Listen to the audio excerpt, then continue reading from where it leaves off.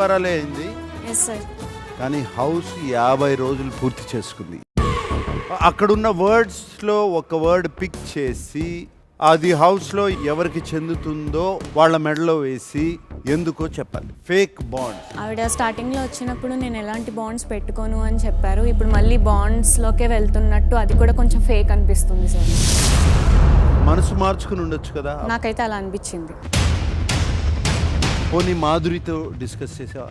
లేదు సార్, చేయలేదు సార్. అంటే నువ్వు కూడా మారిపోయావు.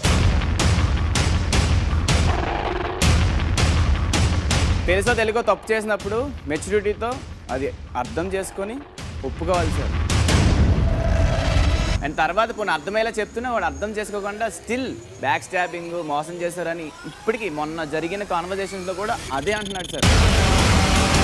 నామినేషన్ స్లిప్ కోసం ఎవరిని నామినేట్ చేస్తానని చెప్పావు? తను కదా. మరి ఎందుకు చేయలా?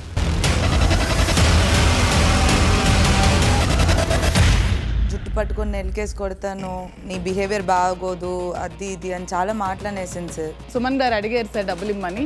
సుమన్ గారికి ఇవ్వకుండా అగైన్ తీసుకెళ్లి పవర్ని ఇచ్చి ఈ పవర్ని మళ్ళీ అక్కడ గెలిపించి కంటెంట్ని చేసింది సార్. ఇలాంటి విషయాలని బయట చేసి ఉంటే, అంటే బిగ్ బాస్ హౌస్లో కాకుండా బయట చేస్తుంటే జుట్టు పట్టి నెలకేసి కొట్టేదాన్ని అన్నారు.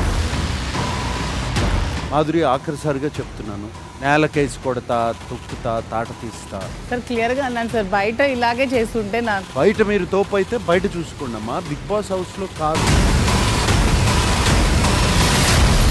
బిగ్ బాస్ 9 ఈ రోజు రాత్రి 9 గంటలకు.